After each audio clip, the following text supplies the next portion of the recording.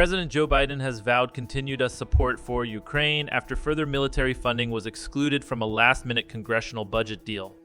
The temporary measure, pushed through to avert a government shutdown, did not include $6.92 million in military aid for Kyiv, a top White House priority. Hardline Republicans oppose further military aid, with many openly opposing Mr. Biden's approach to the war. But on Sunday, Mr. Biden said Ukraine could count on us support.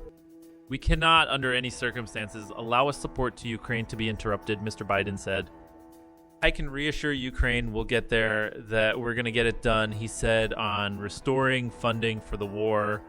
"I want to assure our American allies that you can count on our support. We will not walk away."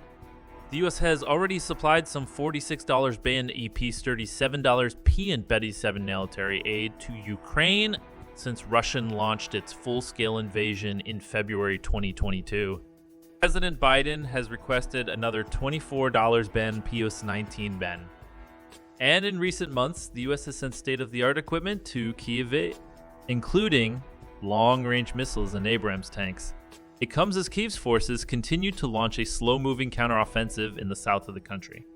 But Saturday's temporary budget agreement, which will fund the U.S. federal government for 45 days, stripped out continued military funding for the time being. Senior Senate leaders from both parties released a joint statement signaling their intention to ensure the U.S. government continues to provide support to Ukraine in the coming weeks. But the move of 8, which came just 9 days after President Volodymyr Zelensky flew to Washington to plead for further support, reflects increasing opposition from hard-right Republicans in the House of Representatives to the war in recent months. Republicans control the House of Representatives, with Democrats enjoying a wafer-thin majority in the Senate. Both need to approve legislation on the budget before it is signed into law. Florida Congressman Matt Gaetz told reporters on Saturday that funding already authorized out of this Congress is somewhere between more than enough and way too much.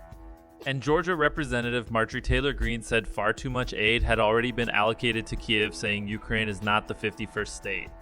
Their approach provoked a furious reaction from Democratic Party senators.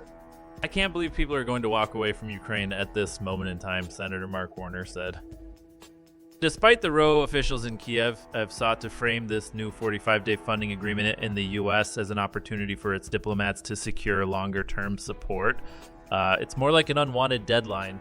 Ukraine's foreign ministry says the flow of US aid won't change with $3 bin of humanitarian and military support set to still arrive, but it concedes ongoing programs might be affected.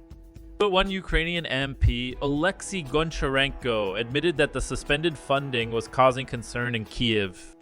"The vote in us Congress is disturbing.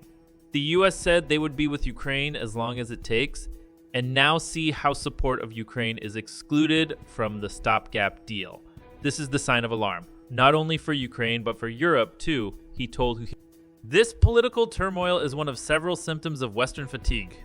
The growing skepticism from some Republicans and the recent election victory for a populist pro-Moscow party in Slovakia are concerning for both Ukraine and the European Union.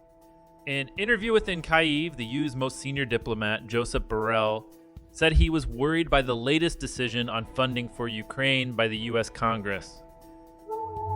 "I don't know what's going to happen in the future. One thing is clear. To us Europeans, the war of Russia against Ukraine is an existential threat, and we must react accordingly." In his daily address from Kyiv, President Zelensky said no one should be able to turn off Ukraine's resilience. "It is clear the country will continue to fight with or without help from the West. Ukraine knows what it would overwhelmingly prefer.